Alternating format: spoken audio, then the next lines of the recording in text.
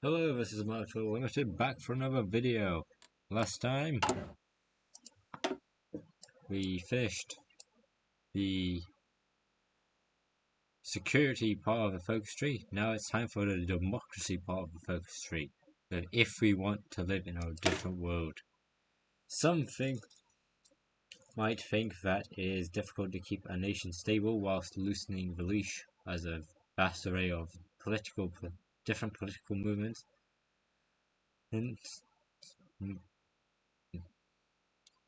But it is a task we have to achieve if we want to prosper in North Russia. A delicate balance kept between political liberties and actual stability, and it is up to General Chepignikov to keep the balance. Newly found Republican Army, a successor to the Volunteer Guard, is assigned a task to protect North Russian citizens and preventing any incident until our controlled territory until the Republic has been stabilized for sure, and banners or radicals don't cause trouble for local authorities. It will be up to our army to guard this fledgling democracy.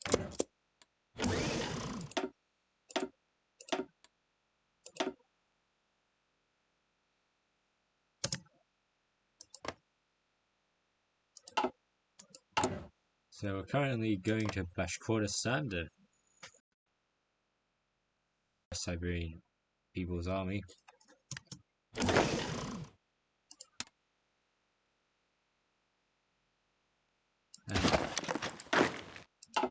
No, I don't want to do that. Now I can send my troops down into Perm region.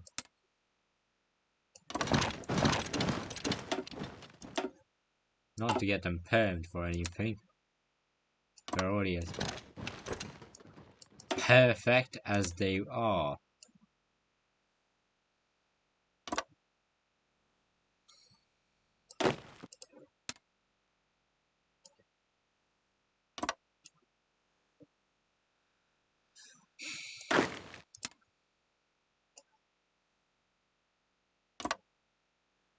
There we go. So with the Perm Anti-Fascist Committee still doing its thing, or All-Russian Tsar People's Union, as they're now making it, they still need to change the name, or at least expand on the name a bit, and also change the pop-up. The Bashkir question. The diplomatic convoy has arrived in newly rebuilt presidential palace of the Republic of Bashkortostan. Bashkortostan, yeah. With little fanfare. The representatives from the North Russian Republic, a surly military man named Yuri, who was originally from Perm, stepped out of his armored car, which was led by a functionary, to the conference room set aside for the negotiations. His counterpart was a local man by the name of Fazilrakam Sagafiranov. He was a supporter of Bashkir raids and also the leader of Bashkortostan in the Soviet bureaucracy, and had seemed a perfect choice for the North Russian Republic to place in charge of the reformed republic. In Yuri's opinion, the man did not deserve to shine his shoes, much less lead a secessionist party in rightful Russian lands. The negotiations would last for a whole week before the real progress was made, as the experienced bureaucrat pushed in just the right possibilities of anything less than full subordination of Bashkir under the North Russian Republic. The very idea of Russian land under control of Muslim dogs made his skin crawl. In the end, Yuri would be escorted out of the building by his own guards, but spewing racial slurs and demanding the annexation of Bashkir lands. After a phone call to the North Russian Republic headquarters, he was released from duty. In his place was an ethnic Bashkir who was much more amenable to terms put forward by Sagafiranov. it would take only 3 more days for a treaty to be signed, and the Bashkir people were once again secured in their independence, at least peace. So yeah, that guy just lost his job. Sucks for you, mate. He'd be nicer. Now to the People's Assembly of Samara. Not doing anything there, but what we can do is bring our troops down into the Bashkir lands.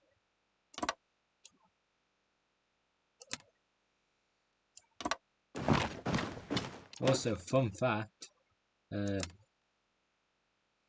there's a Dragon's Den movie coming out with Ryan Reynolds as Dirk the Daring. Yes, I'm serious. Look it up if you don't believe me. Well, now I'm forever changed by that fact, and now forever will know Ryan Reynolds not as Deadpool, that's kind of cringe.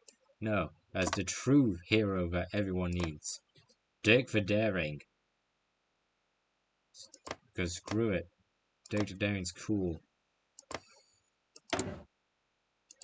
Anyway, our faction now holds the Bashkortostan Republic and the Tsar People's Union of Perm.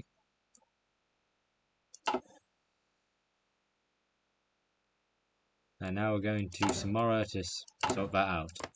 Speaking of other things, I'm also now going to comment on every Pyro Live video until he does a review of my channel. You can see me possibly in his newest video talking about the second time he's talking about the dispute between Tommy Innit, a YouTuber I have actually seen, and Dream, who's famous for a bunch of speedruns. Personally, I'm not a Minecraft player, so I don't really care.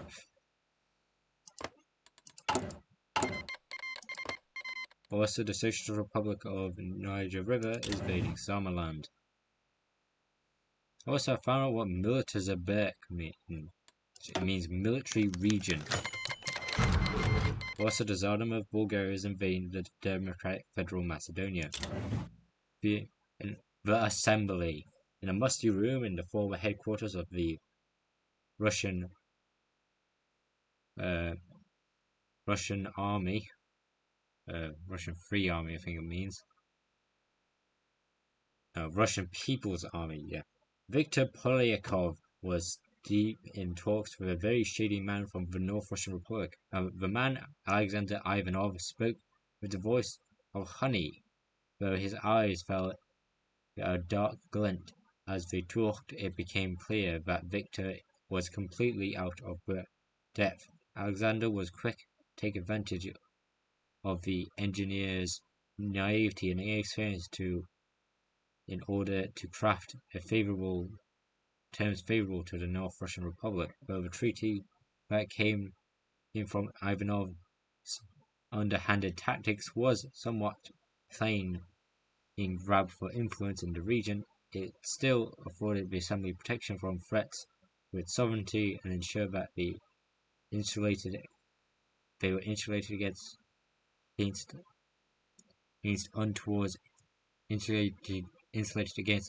influence, aided from North Russian Republic influence, aside from North Russian Republican influence.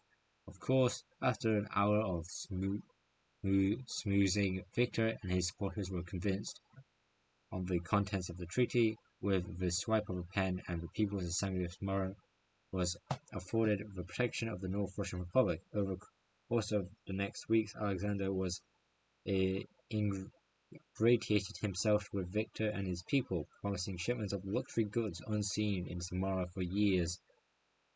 Over the days since the signing of the treaty, a steady flow of new furniture, fruits, meats, clothing entered the homes of Samara through the back channels of the North Russian Republic and their allies in Finland. A good deal, yes? So we can now go into Samara.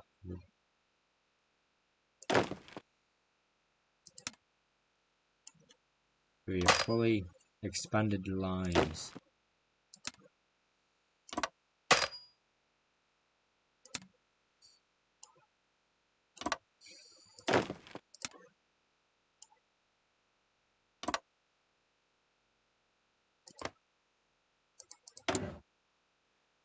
Now it's time to go inwards.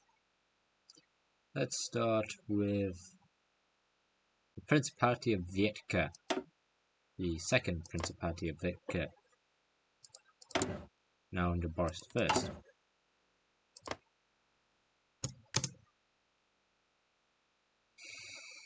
Oh yeah, Perm troops can now actually see the names of the troops. So this is the second Shipitz Gilver Ypres, the Weberwind Ypres, the Fuchs Gules Ypres, the Ostwind Litvige, focused on Zama's dead. I don't have to speak more Russo-Germanic. Chepetnikov's promises. Yes, before the Great Struggle in West Russia, General Chepetnikov made a promise to the Russian people under his rule. If authoritarianism was defeated and peace established, he said he would grand reforms would be taken. A presidential democracy would be established with regular and free elections. All the parties, movements, unions, those operated were limited or either banned, would be free to act however they wanted. These promises has been made by many ever since the fall of Bucharest's Soviet Union, but few have acted on them. With threats of a general regime eliminated and a republic formally established, there is nothing stopping us from completing the reforms. Chepetnikov and his close advisors have already taken care of that by passing a series of key laws, even drafting an initial constitution. Soon we will have a fully fledged republic.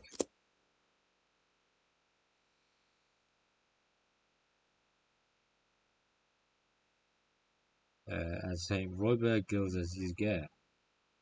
Now here there's a motorized infantry template number 1, a motorized division, then Russian infantry template number 3, and 2 infantry template number 3.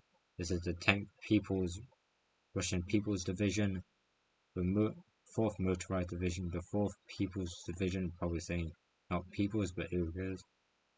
The 1st Reserve, where the Pohotnia Division is.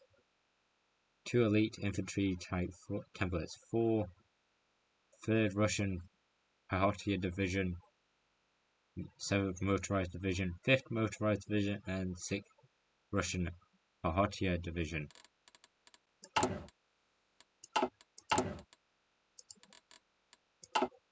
Now moving forward.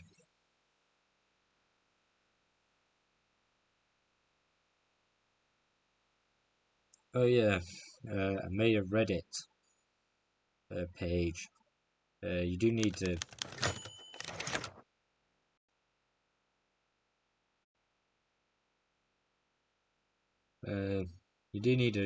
give a screenshot of your subscription to my YouTube channel. Afterwards, a subscribers only thing, and I must let you in. But if you want to, go there.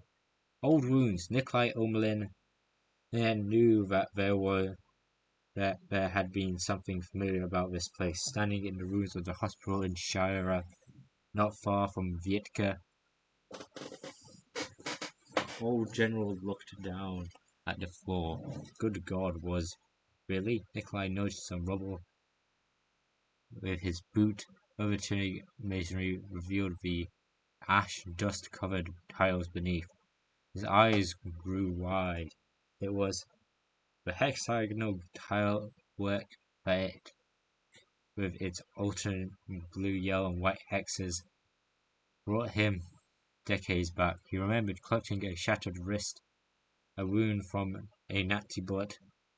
His gut felt put it in his belt. Barbarossa had just begun, and almost the battalion had been rolled over by panzers. His comrades killed and scattered. Nikolai continued to walk the halls, listening to stutters and jacket hammers and whinings of drills. He remembers the pretty nurse who helped stuff his enfolded back in the buzz of light, shouted for of the chosen. A miracle should have been grateful, ecstatic, but he could only remember staring at those damn floor tiles.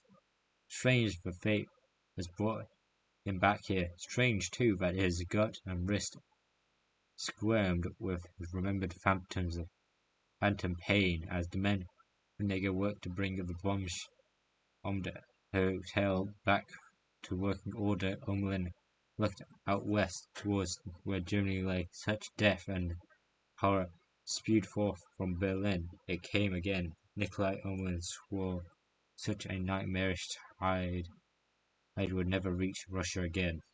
Death pours from Germany like smog. Ah, that was just a random event.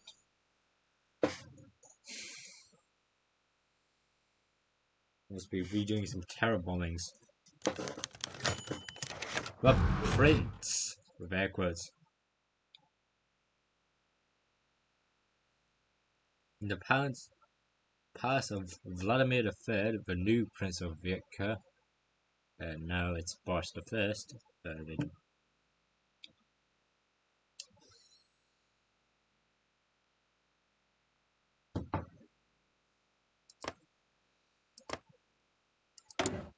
Yeah, they changed that, so they needed to change that. And his court, along with the representatives of the Mari Republic. Oh yeah, those two ones are linked. Met delegations from the North Russian Republic. Prince Boris was a man throughout his life.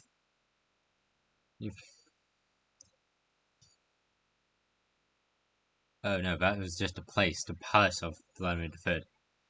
Prince Boris was a man with that simply oozed charisma. He was relied on charisma throughout his life, and it served him well today, as he ran circles around the inexperienced men of the North Russian Republic. A recently promoted soldier from Onega turned negotiations in favor of the new Principality of Vyetka and to a lesser extent of the Murray Republic, or Murray L Republic. No, I insist. You simply must take the skip.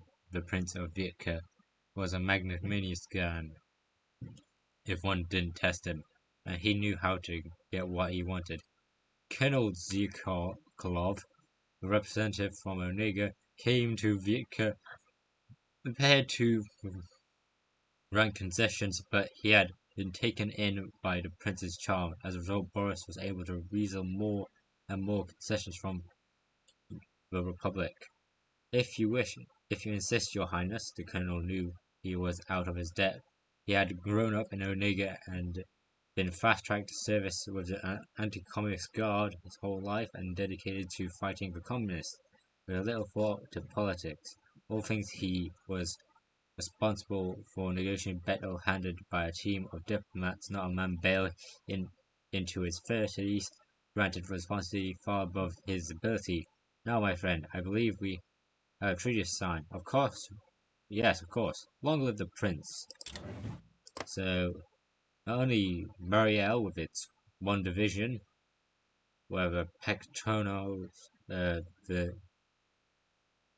first Pectotnia division, or the Shira division, and from the Mariel Republic, and the Principality of Vyetka with its 1, 2, 3, 4, 5, 6, 7, 8 divisions, the 3rd Levy Guard, the 6th Levy Guard, the 1st whatever Gosudarstvenio of Polchenie is, the 2nd Levy Guard, the Shutram Sars motorized or motor division, something like that. 5th Levy Guard, 4th Levy Guard, 5th Tsar, Slav Tsar, or Caesar Slav Levy Guard, the 1st Kornelivatovsky Tsar's Motor Division, and the 2nd Vladimir Kirillovich Romanov Tsar Motor Division. Alright, now to the Ultimate Republic.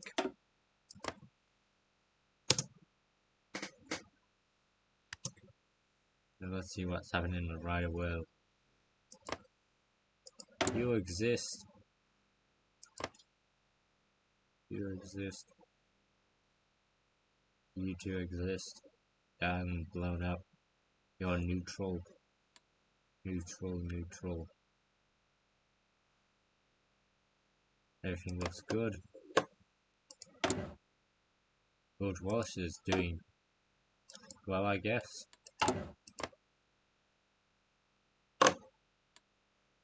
They're the same colour now. All 3 of them are. Funny enough. Alright. Get those done too. Alright. And a bunch of my stuff is just falling off its stuff. Fall off my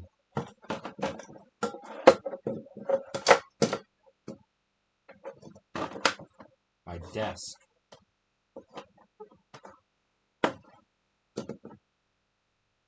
For strange unknown reasons. Need to push it back a bit more.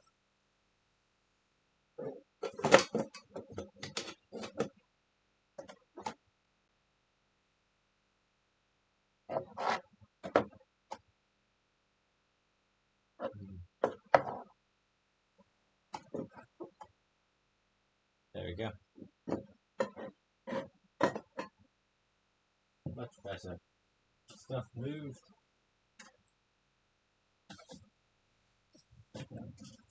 Legs stretched. Time.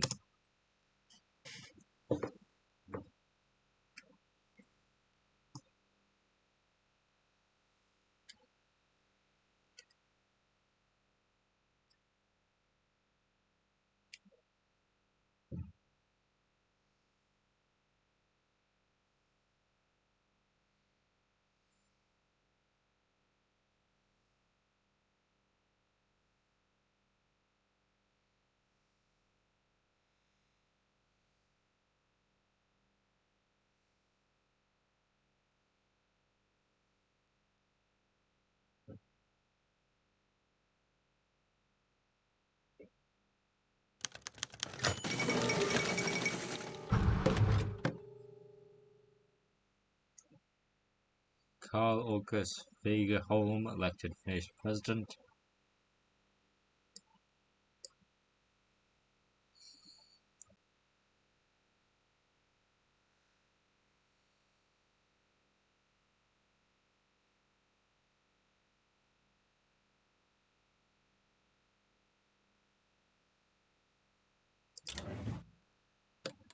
So a more pro-FN leader from the Socialist Party, People's Socialist Party.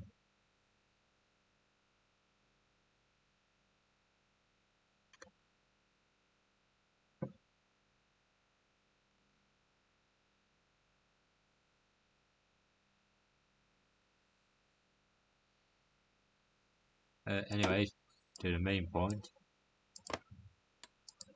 Speaking of which, nope. Oh, it's also an economic faction. No, it is not. I'm just seeing things. It was a crisp morning in Izhetsk when the North Russian Republican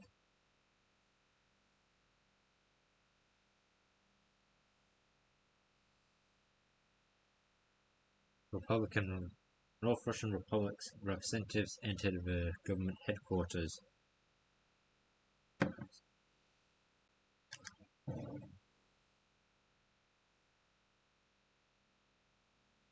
Sorry, I'm reading.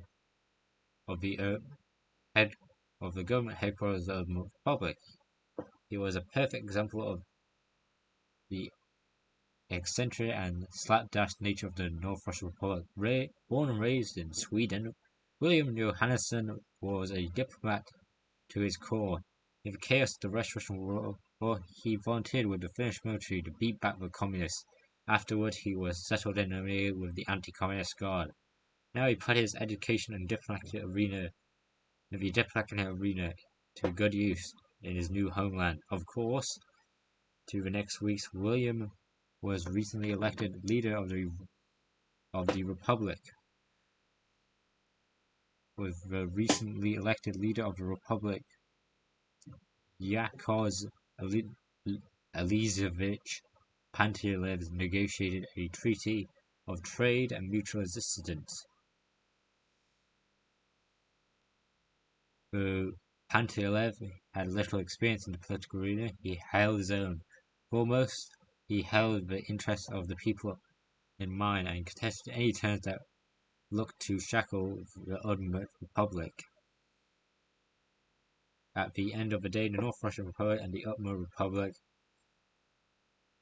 wanted the same thing, at least in the short term. It was a simple matter to ensure sovereignty of the Ultimate Republic, as the situation in West Russia precluded any consolidated conquest of the region, and the Republic would become yet another member of the alliance network that would hopefully keep West Russia at peace.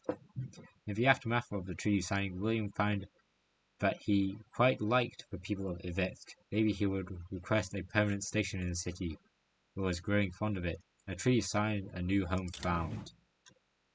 So they had 6 divisions: the 2nd Svetiavonia, 1st Svetiavonia, 4th Svetiavonia, 3rd Svetiavonia, 5th Svetiavonia, and the 1st Pechotnia division. I think a Pechotnia is a tank. Possibly. Alright, now for the Tatar Republic. Or the Tatarstan Republic. Time.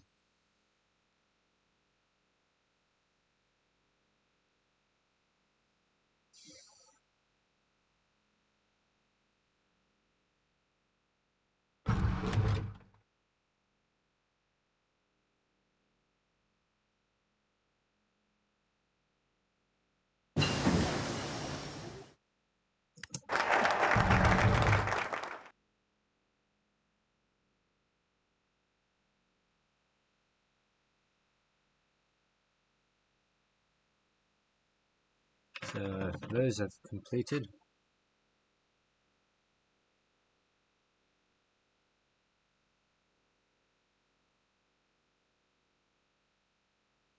So yeah, let's do it.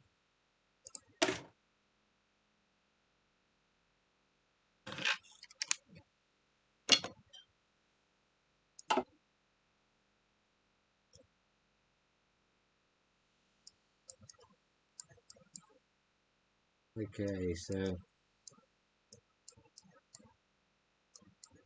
before I do that, let's do all of these. The largest part first, and the last ones, like last time. So the communist threat.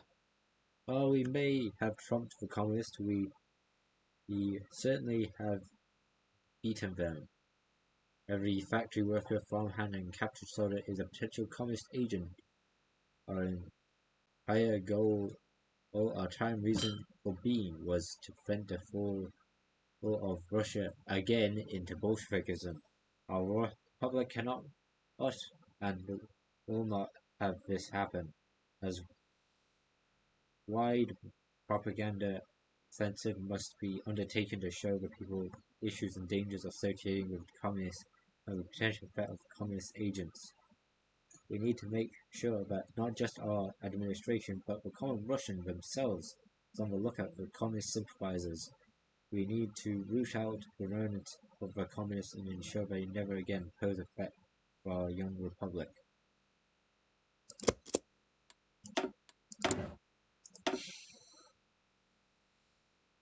Get industrial management and time.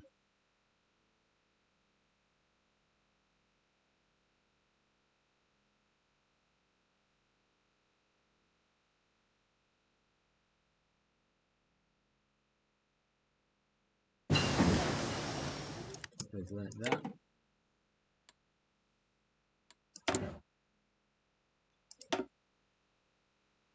Then virtual police.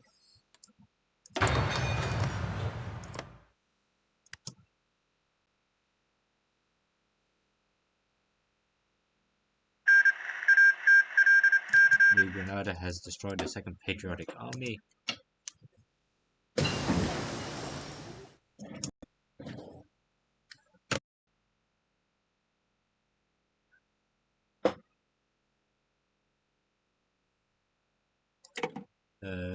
We learned that.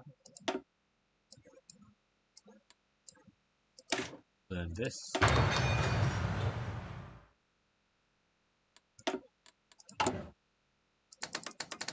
Get all of that. And soon we'll see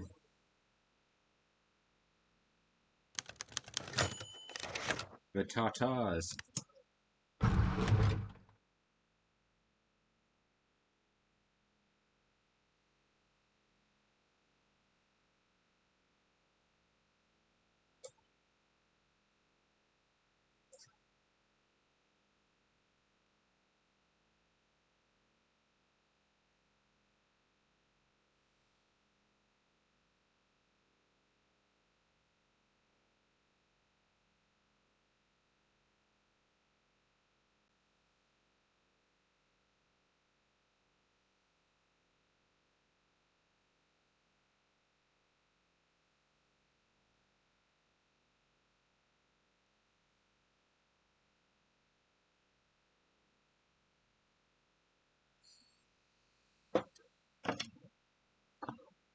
The Tatars. In the presidential palace of the Tatar Republic, a badly renovated governor's residence from the imperial era, Mikhail Aladievich and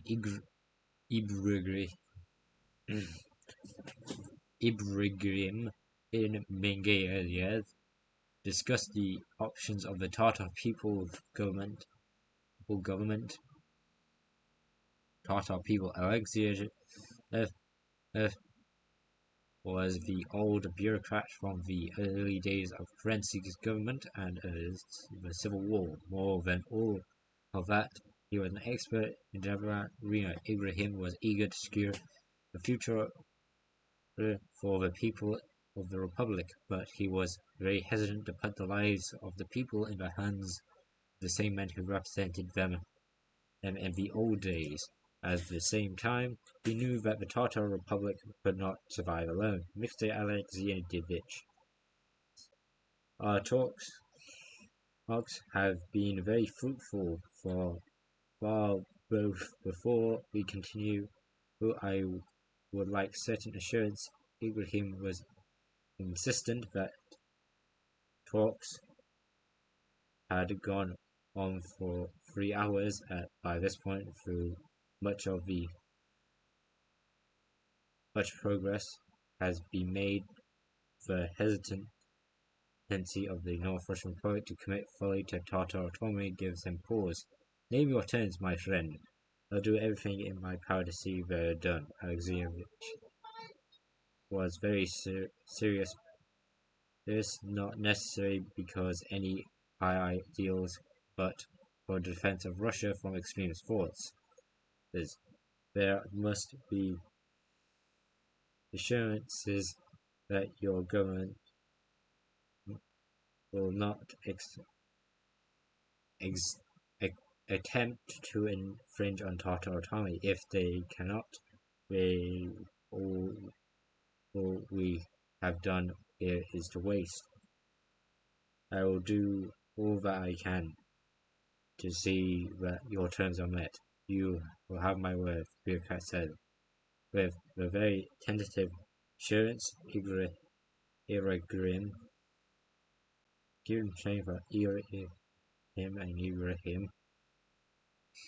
Ibrahim was very reluctant and prepared to sign the treaty, a new dawn for the Tatar people. And finally, the free city of Novgorod.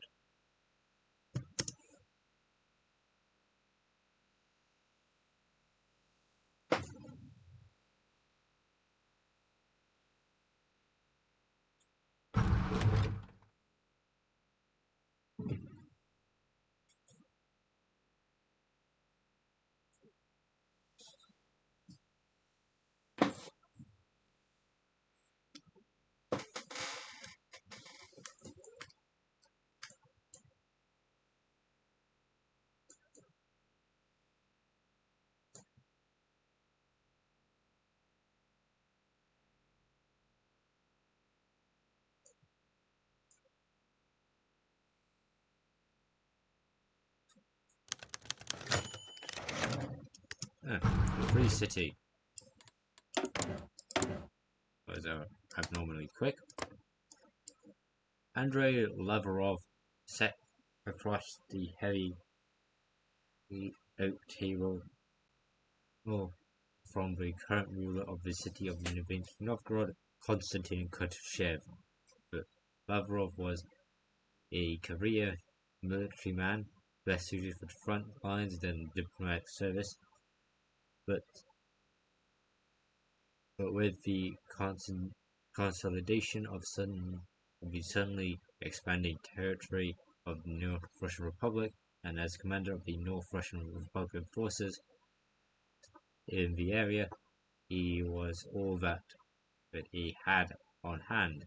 Lavrov has been in talks with the new leaders of the Free City for hours now, and whilst they had made great strides for negotiating a treaty between the city and the North Russian Republic, the longer negotiations were starting to wear on both men. Multiple times throughout the day, Lavrov had thoughts of breaking off the talks and simply ordering his men to secure the city, but had held himself to check, mostly because of the stiff resistance of the populace. This that would put up. Similarly, Kutyshev came close to calling things off multiple times by now. Finally, after a long lunch, Lavrov and Kutyshev presided over the signing of the treaty that would ensure the peace, autonomy, and the mutual defense against outside aggression. With the signing of the treaty, the free city of Novgorod and the North Russian Republic was officially allied against Russian anarchy, a mutually beneficial agreement.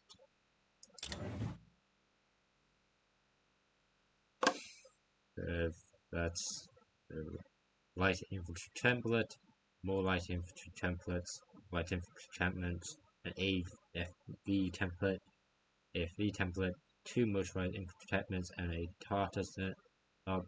partisan unit, whatever Torkamerne is. This is the motorized infantry template number 1, motorized infantry template number 3, motorized infantry template number 3, motorized division. First motorized division.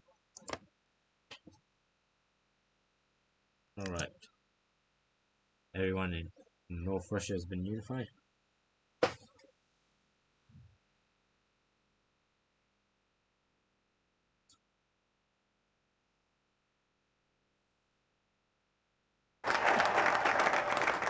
Communist threat. Now the fascist threat. Russia war brought her to her knees by our fascist neighbours to our west. Even today, fascism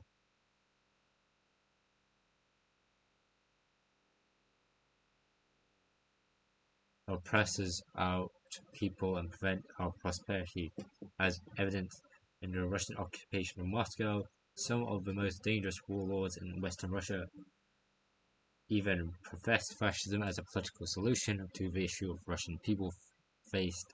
It was scary how many people followed them. We can't allow the extremes of fascism to leak back into our society and poison the foundations of the Republic. The combination of well-thought-out anti-fascist propaganda, forceful action, and the targeting of key fascist figures and dissenters within our controls and beyond will surely protect the young Republic and those who in its charge from the dangers of the far-right extremists that you want to hear.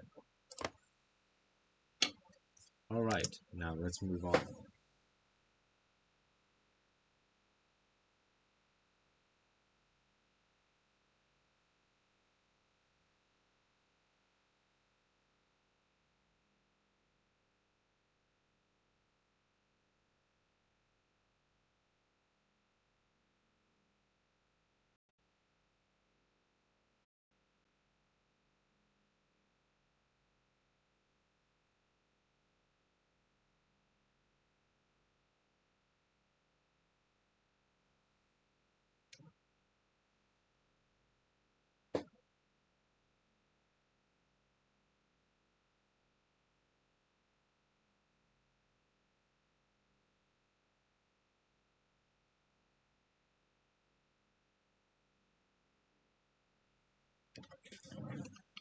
Another troop has been spawned. The Cherem offensive succeeds and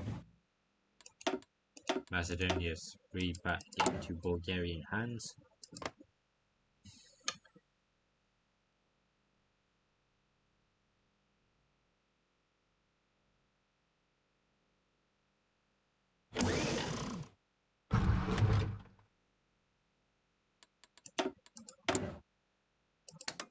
Military industrial divisions. The fascist threat. Finally, the monarchist threat. The Russian Revolution of 1917 saw the Romanov dynasty deposed supposedly forever, and end of monarchy was widely celebrated by our people, and with good reason. The Tsarist system was characterized by a systematic political and economic and social oppression combined with the automatic systems of government. Of course, it was followed by something just as bad, but a few months in 1917, it seemed the Russian people had a real chance at democracy and freedom. Yet, an insane as it might be, one of the very real possibilities that nearly occurred was the restoration of Imperial Russia under Vladimir III and his cronies. While he has since been dealt with, many of his sympathizers remain, causing constitutional continual issues for the North Russian Republic. We need to quench these romantics and their sentiment that the Tsarist system was the best of Russia for the good of our Republic. That's increasing. These two are increasing. The one we are is conservative. Hey, our image is back. Is it for everyone? No, but we got the image of Vladimir Pignov in a tuxedo. Well, that's good. Also, Grand Colombia has become the new ruler of Colombia. I see. We're having a financial crisis again. Hey, it's Tom. Tom, Recording. the dinner's ready. Waiter. Just want to check something. You pause.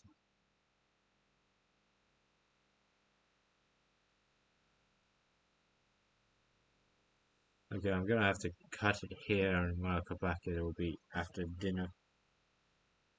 See you in a moment. Hello, this is Martin. Back for another video. had to move it back to the beginning of March because I didn't know what on earth just was happening because I was stuck in auto select. But I realized that when pressing to get the video recording system, you press Alt Z and the Alt just messes up with moving the lines. Yeah, that's just it.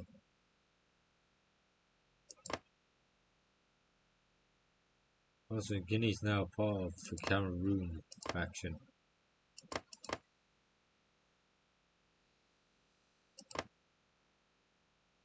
Very interesting. Anyway, Greater Africa is about to implode, and we move forward.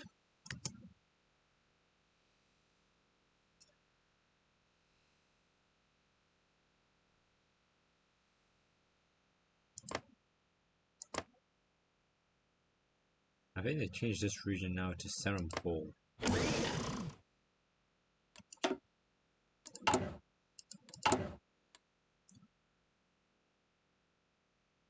At least we get the suit back, so that's cool. Wait, has this changed? No, that hasn't changed it.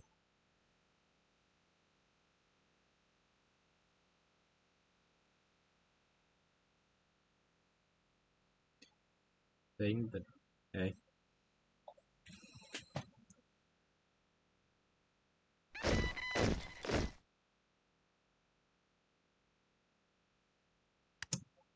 There's a liberal part to the North Russian Republican Party.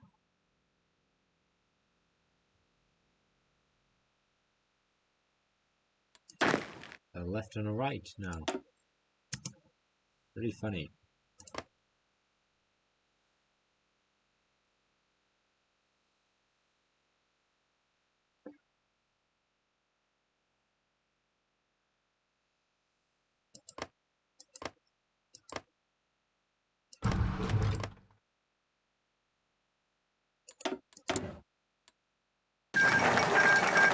This Macedonia has been destroyed by the Cheran offensive. The fascist threat is destroyed.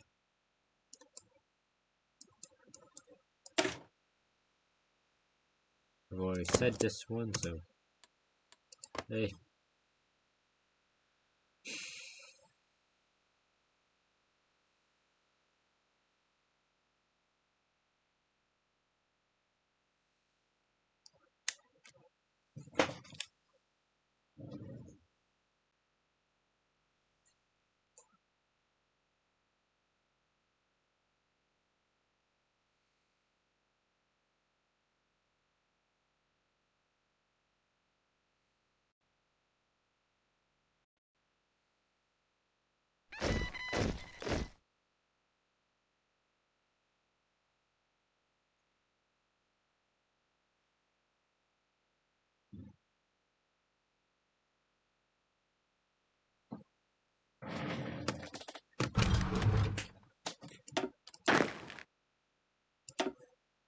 That's good into there. Invest in construction. Moving forward.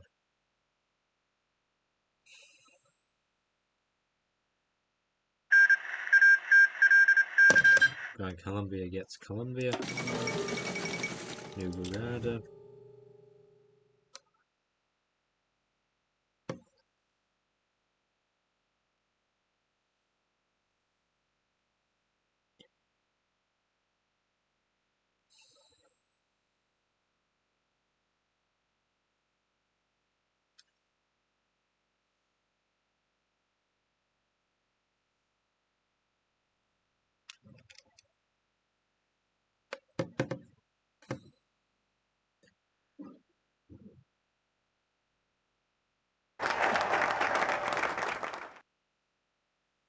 Monarchist threat.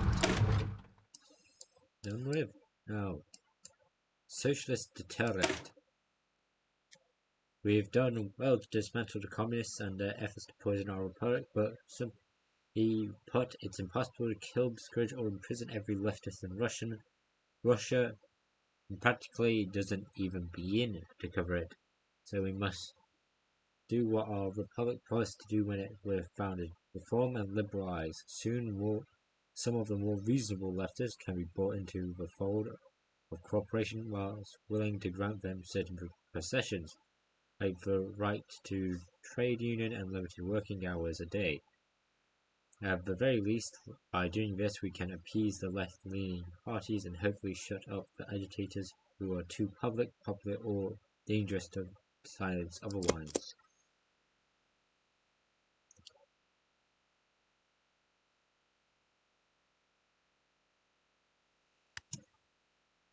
Moving forward.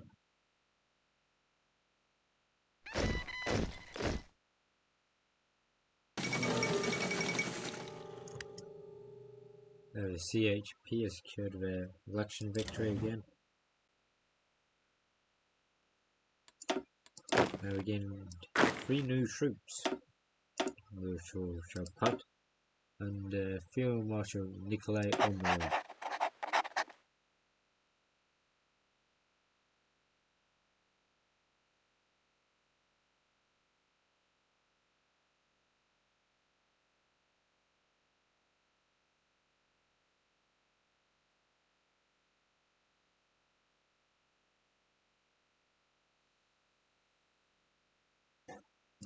Right.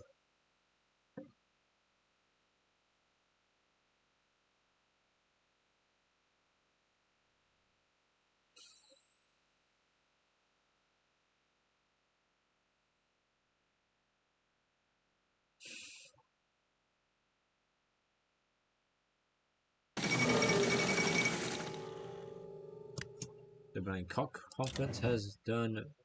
Expo 67 has opened in Montreal.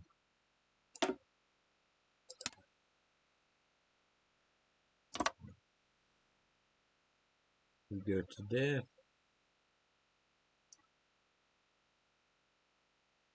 Then you go there.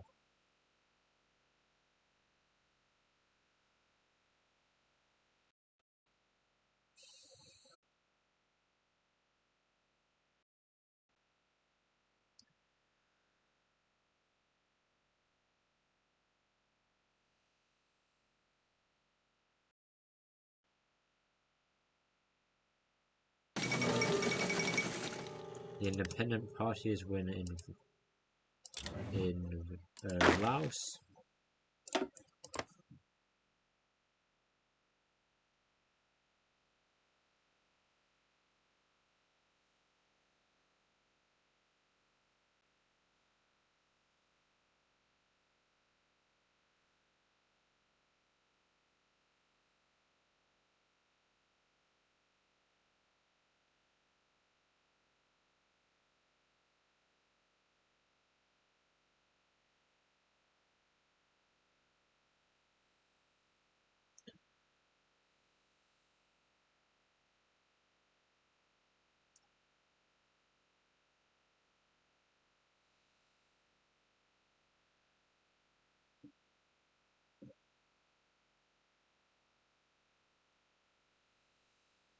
Oh, forgot to move it, sorry.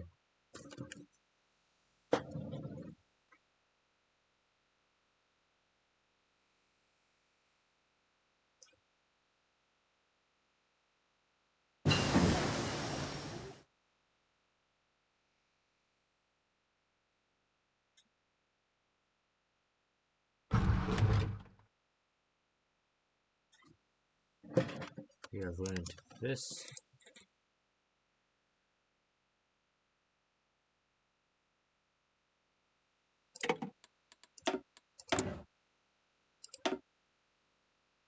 Now we learned this.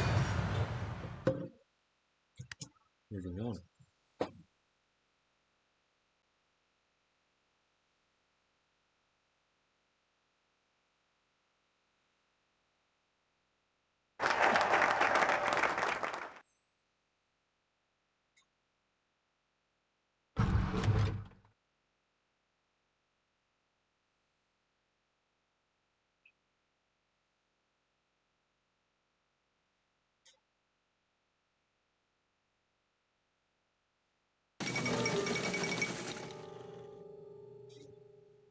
Iberian economic crash.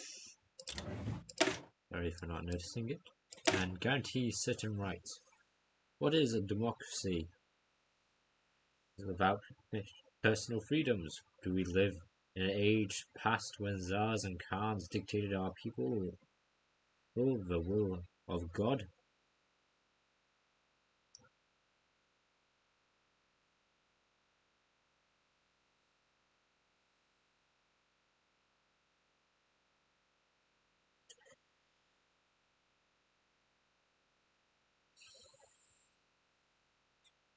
No, we live in a modern world and we are building a free democracy. Yes, open. Thus, of course, we must guarantee certain rights.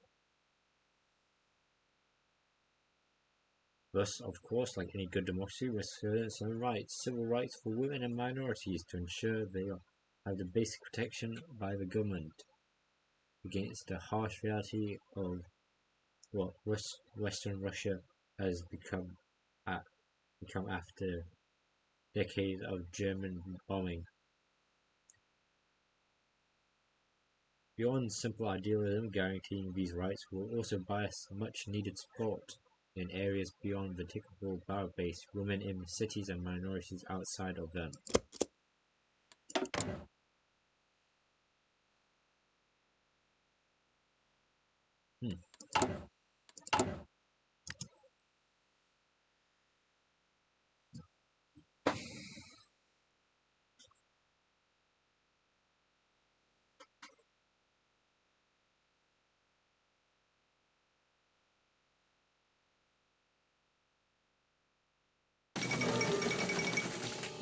Military coup in Thailand, destroying both the Bangkok conference into its stead.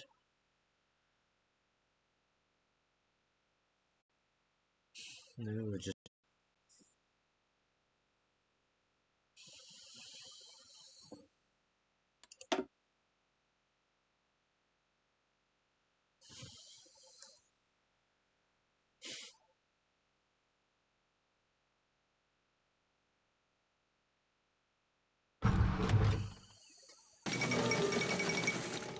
political crisis in New Granada. All support.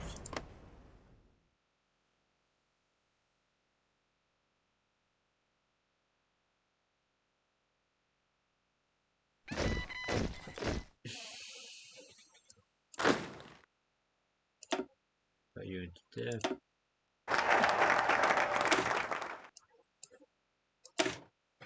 Russia republicanism.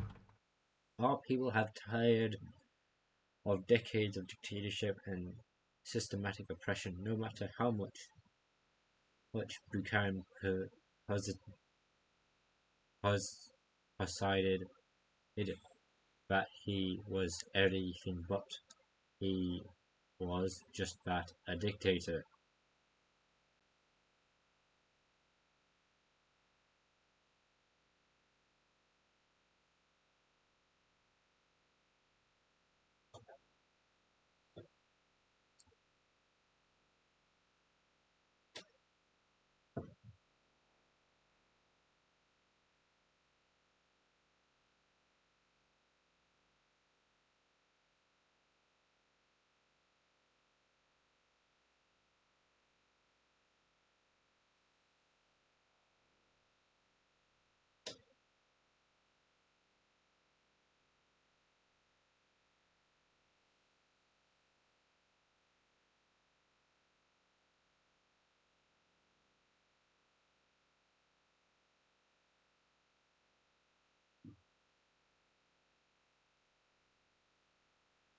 Sorry,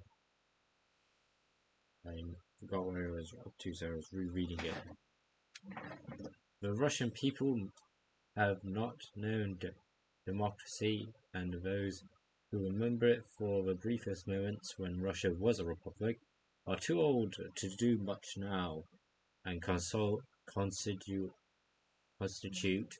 only a very small fraction of our population. We need to promote the ideals of Russian republicanism among people and garner support for our new government in the coming months to ensure the people will back us and see our government as all those associated with it as legitimate representation of extensions of the North Russian Republic.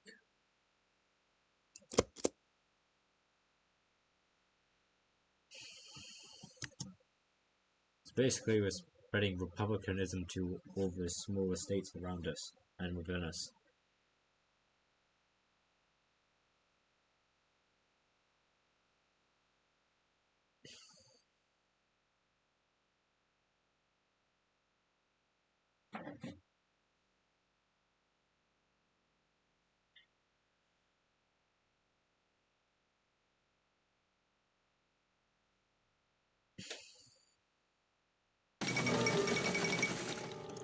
South Africa established as an Antarctic base. Who knows where?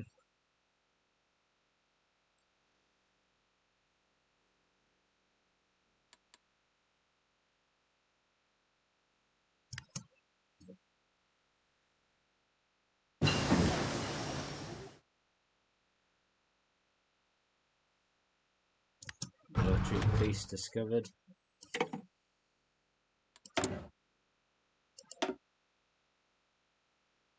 Now maintenance. Now we continue.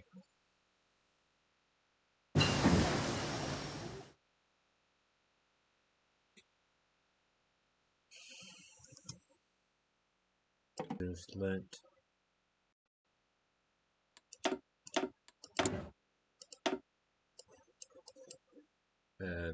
advanced special forces training. Now expanded command infrastructure.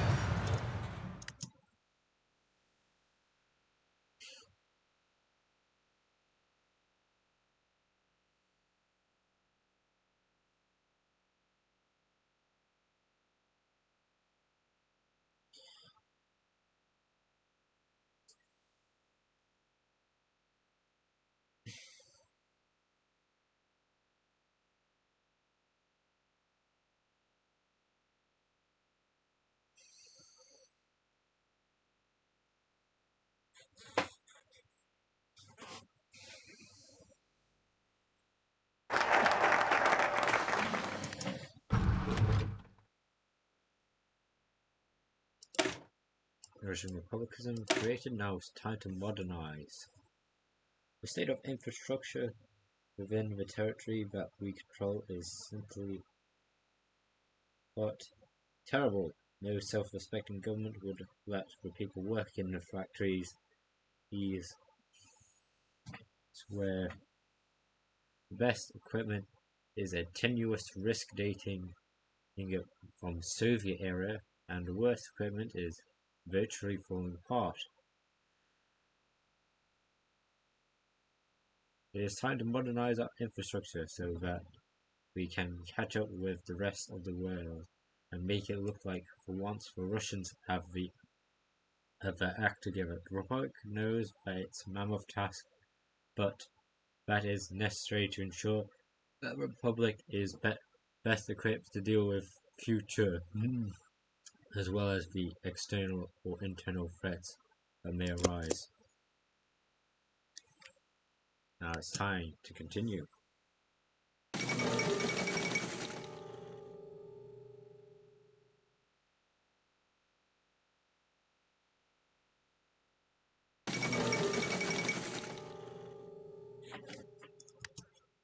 Morarji Desai becomes Indian Prime Minister, and Liberals fail to patriate the comic.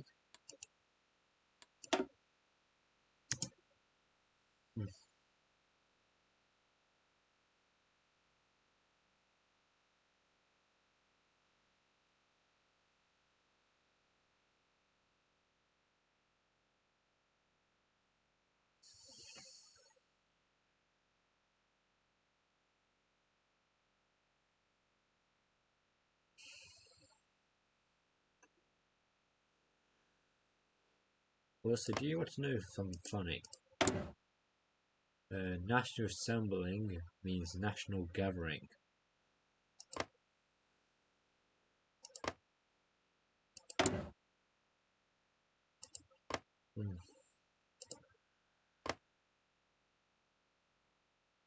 Hey, new flag.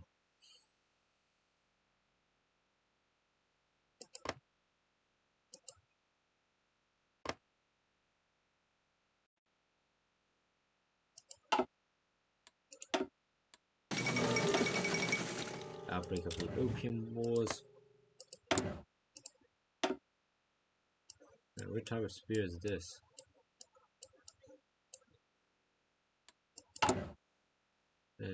We won't know until after the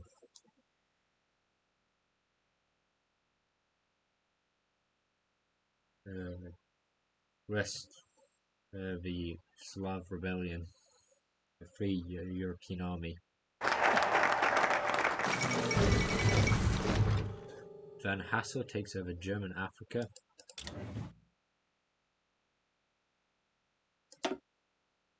That collapses. So this part of Germany, the Leopoldville military government controls this region. The People's Republic of Luongo finally exists. Finally. The Republic of Zaire is changed it from Azenland to now the Republic of Zaire first and foremost. Hungary's Republic, Hoi4, which is a pro-state of Katanga state, bunch of smaller other ones.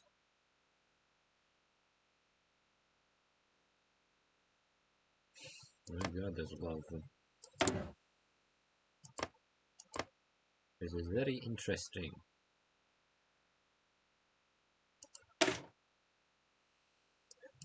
Anyway, the final three focuses for ease the surveillance. Perhaps one of the most impressive things that the guards set up, with the finished insistence of the course, was the pervasive surveillance state. Where the guards knew the loyalties of the vast majority of citizens within their rule. The imposing system includes a repressive diktat that banned all unions regardless of their political sympathies, and prevented public meetings that had served its purpose quite well, and for a long time we were able to successfully fend off the threats of internal inflation, communists, and other radicals. But the Republic liberalized may have brought into question the continued role of the government in surveilling their civilians, especially the economic issues of trying to do so across all of Western Russia. Whilst the threat of communists has not yet subsided, we should perhaps ease our operations a little. This way we can save a bit of money and trouble, as well as show the people that we're dedicated to a free republic. Hey, the Federal Republic of Congo.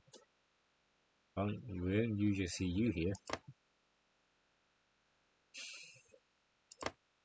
Yeah, if the Germans max out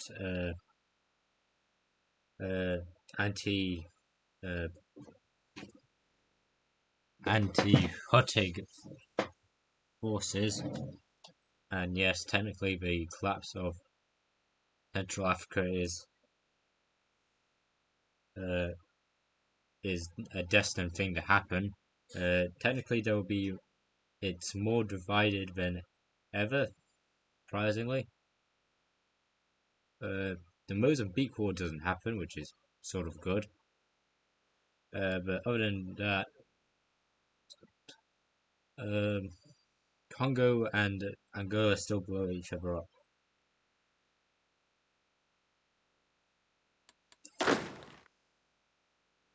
So yeah. So modernize our capital, I guess, and research facilities and agriculture. Want to make it seem that we are a modern pseudo Russia. I say pseudo, counting we only control the northern half of it, going around the whatever river this is,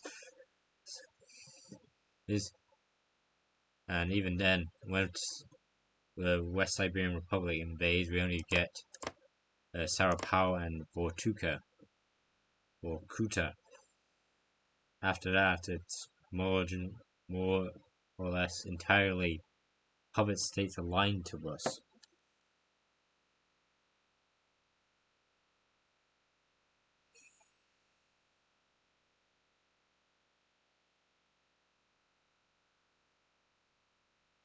So, yeah, that's why I say pseudo state, because we're not full Russia, we're partial Russia. But we're bigger than the West Russian Revolutionary Front state in West Russia, so that works.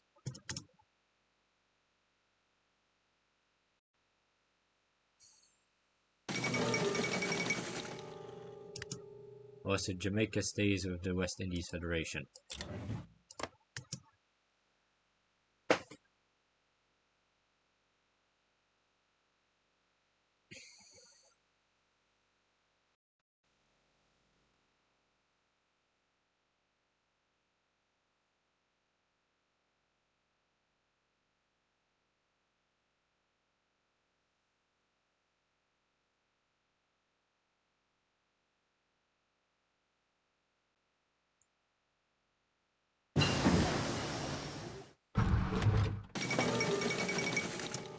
Comintern exists.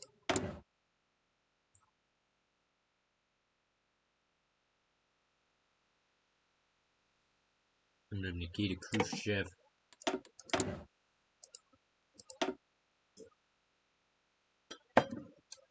Yeah, batch production too. Not do any of these. So we move on.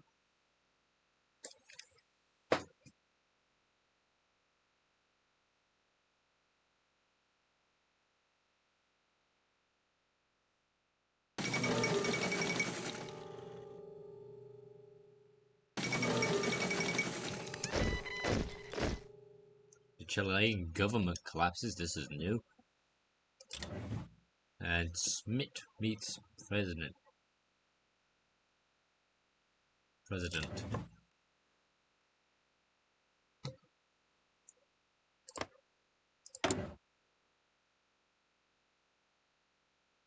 So Joseph Tabrio Marino has taken over.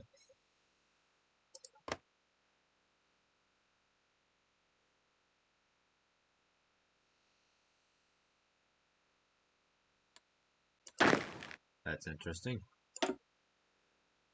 Anyway.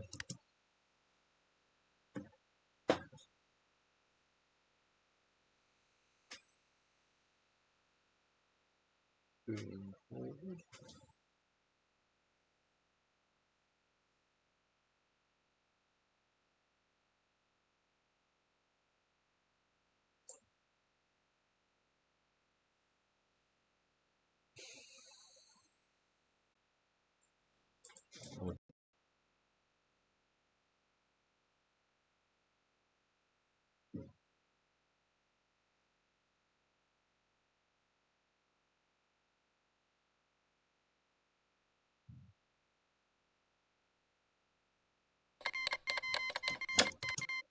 The West African War's happening.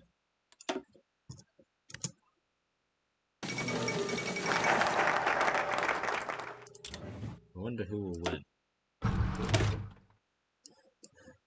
Free the press. With the beginning of stability on the horizon for the young republic, a number of draconian measures that were once had to take to ensure continued existence. Any compliance with our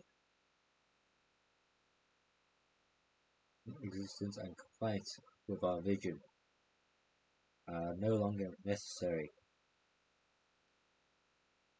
The press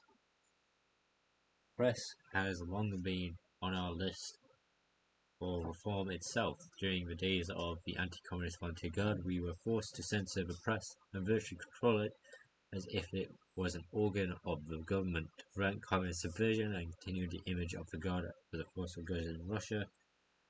Now the communists are vanquished and the people clamour for more liberties. We finally have the opportunity to give it up to them. We show beginnings to ease the press's censorship and return more and more of their creative.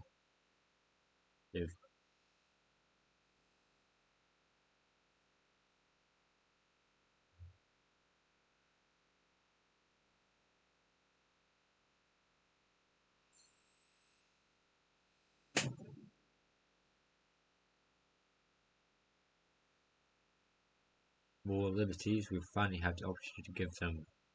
We shall begin to ease the press censorship, return more and more of their creative direction to civilians, as long as they don't advocate Bolshevism, of course.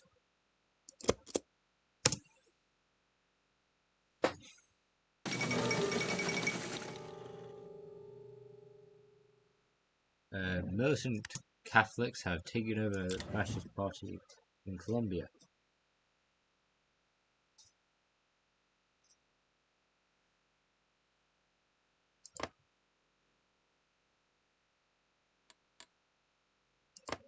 So the Catholics finally got one.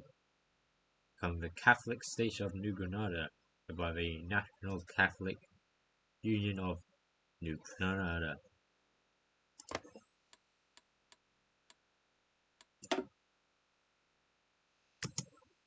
Moving forward.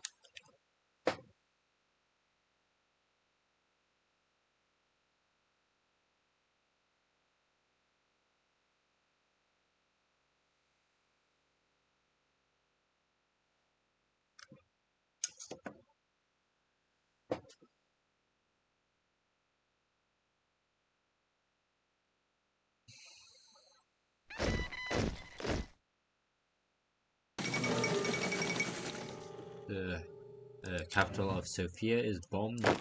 The capital of Bulgaria, Sofia, is bombed. There you go.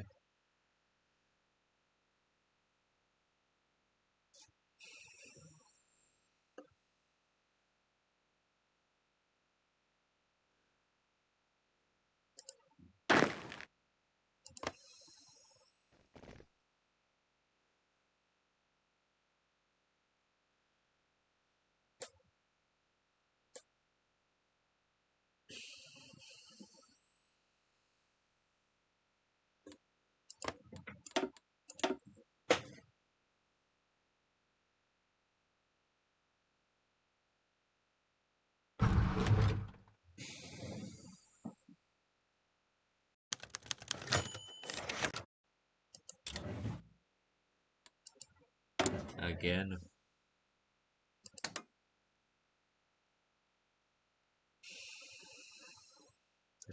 Modernized poet.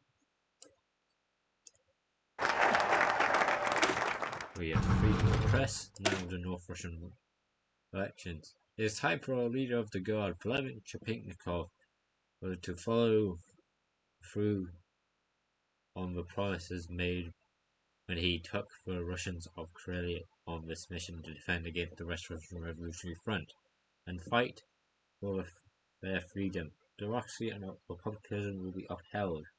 The first steps declaring North Russian Republic and beginning the first reforms have already been taken. All that is left now is an actual system promised to make its return to nation.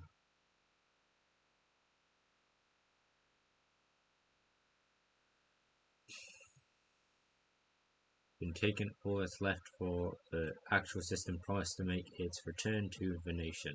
After almost half a century of Bolshevik stain, suffrage will be widely expanded to the standards of the modern Western world, and will preparations for elections in the Republic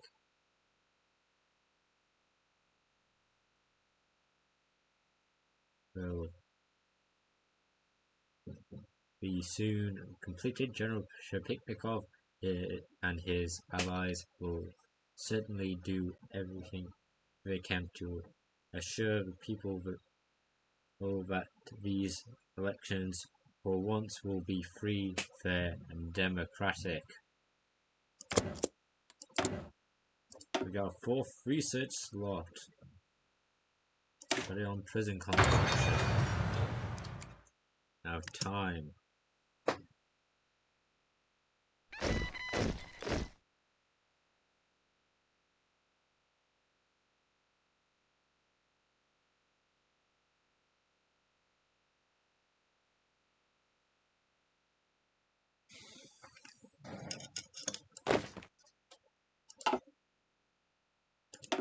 But tuned up.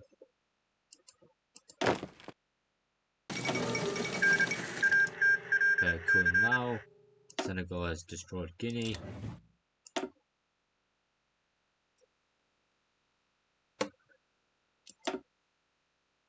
Not doing anything there.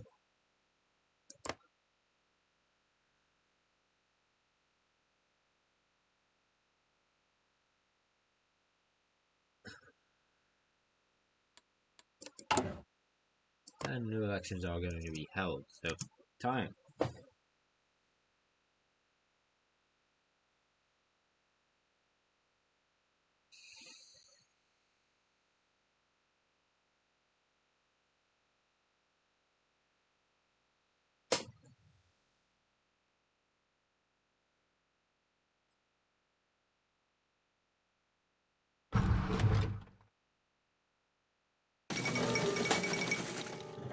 Imperial Army coups Manchuria.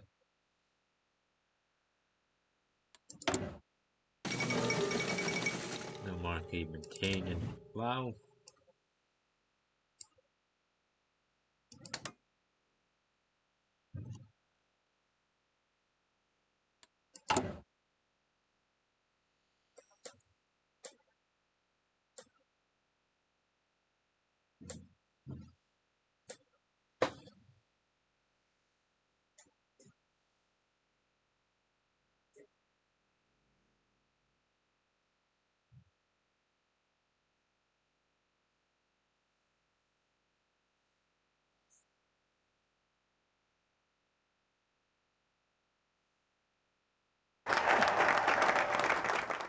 The North Russian elections. Yes, sir, those two words seem to be the ultimate lesson in the history of military theory. It's not quality of guns. Oh, I think I've already said this. Yeah, basically now a script de corps was a better research. From rudimentary research to outdated research. We got those elections done. Now, our final focus, a free republic.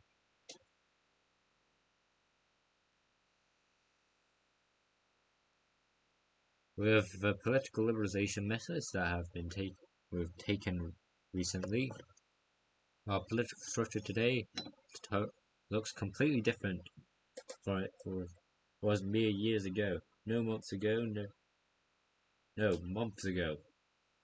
Both internally and externally. With our state directly or otherwise controlling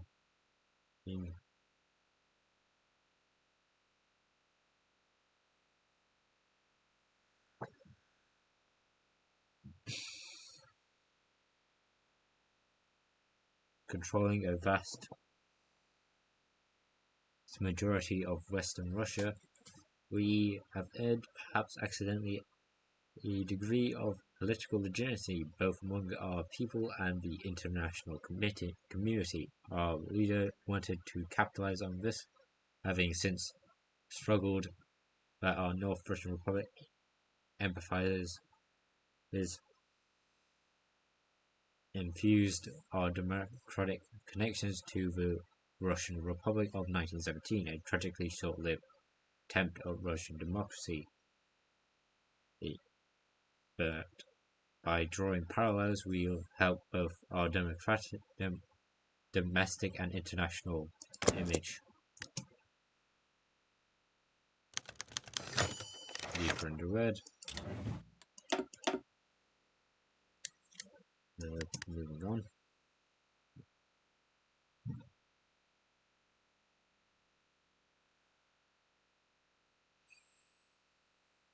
Damn it, accidentally double pressed. Happens. Oh. And elections in the Republic. Men and women of North Russia. Today is a glorious day for our nation, and should be first day that our nation should be proud of. Though the coordinated efforts of every branch and body of caretaker government, democracy have been restored to these lands, and free elections have been held. I am proud to announce that not only has the process been completely smooth and executed intended, but as per latest result, Vladimir Chikhennikov has been elected the first president of the country. The candidate to have run in the presidential race were many reflecting the open and diverse political climate cultivated here, with difference of more than 8% of Republican parties of the Russian North. So the leading party is Republican Party of Russian North as one, and as its head I will be inaugurated as president. I wish to thank you for all your political participation and promise to you that you will not regret this vote. I have stood for the Republic since its foundation, ever since we set foot on the banks of the Onega River and began the struggle for liberty. The anti-communist volunteer guard was made valiant efforts to liberate the region, and now that it succeeds, the people seem to have considered its leader as a fit candidate for president. With these powers, it will be my first priority to uphold the principles of democracy we fought for, and to begin the reconstruction of northern Russia once again. It has been an honor. Long live the Republic. So we change from the High Command of the Anti-Communist Volunteer Guard to the Republican Party of Russian North, which is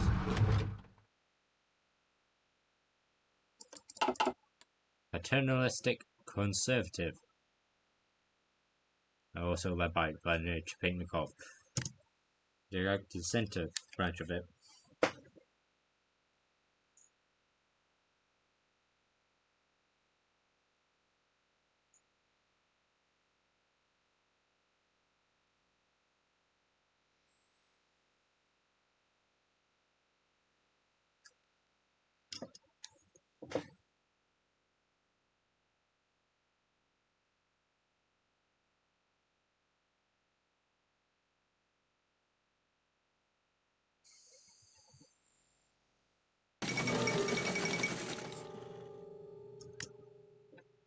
The Life and Baker of the Progressive Conservatives remains power in Canada.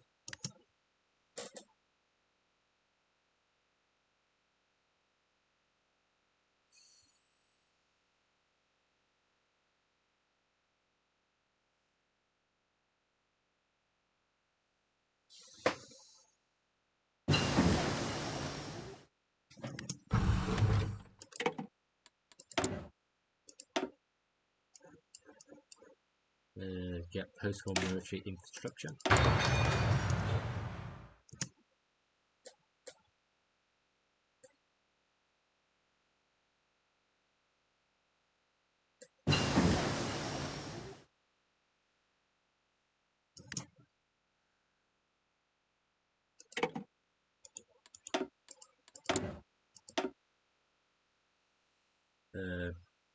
advanced demolition equipment.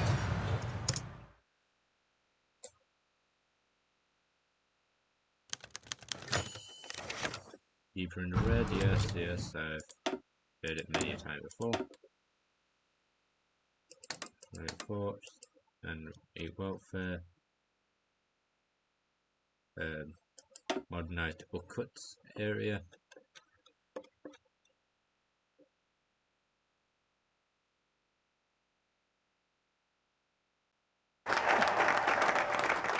And finally, a free republic. So I'll end the video here. The next video, well, I will do until, or at least partially until, well, actually I'll end this video in 1968. I think they first invaded around when I'll end this video in December, not December, just because I don't entirely know.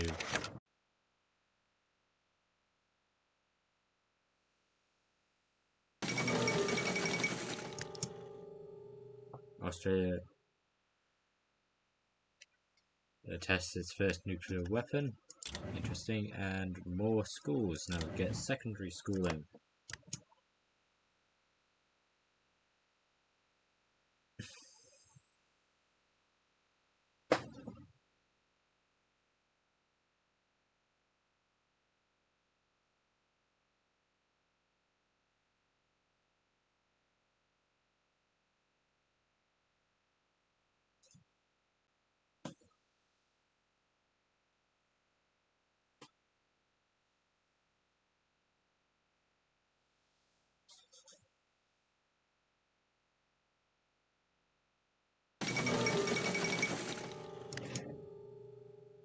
The Pajeros, I have no idea who they are, stage a coup in Colombia.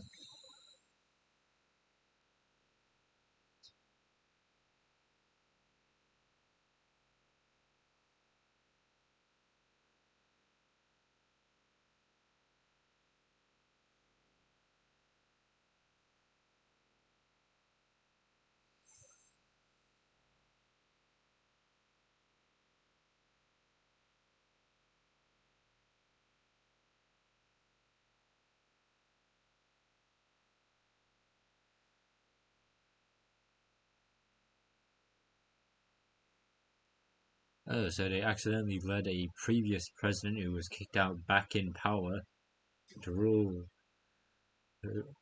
so they can rule. They can use him to rule over. Condors don't fly every day. So, the Catholic Republic of New Granada is getting through the ringer.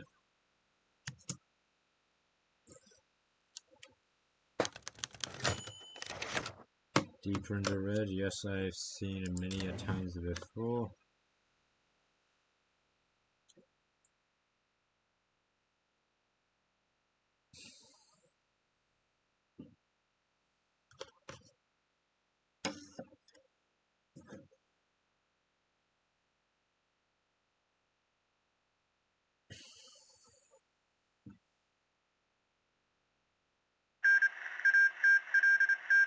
Cameroon African Republic is just destroyed Yorubaland.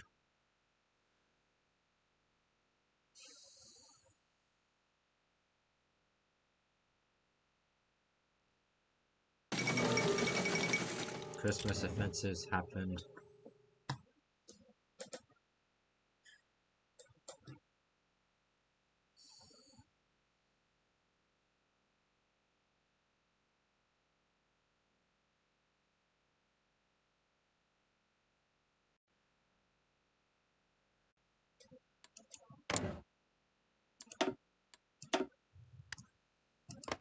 Finally,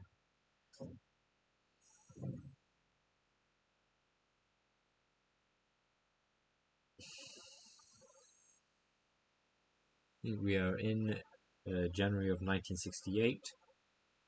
I don't entirely know when the West Siberian People's Republic invades us, but I think it is soon, so be ready for that. I'll make a video for the paces between the before the invasion till when the invasion happens, and then afterwards I'll do about the us invading them and uh, well, the final aftermath at the very end of this story. So hope you're ready to see that. Anyway, this has been Mountain Limited signing out. Hope you have a good time. Hope to see you next time. Hope to see you then, and goodbye. Also annoy uh, Pyro Live, so Pyro Cynical, so he can make a video on my YouTube, make a video about my YouTube channel. Alright, bye.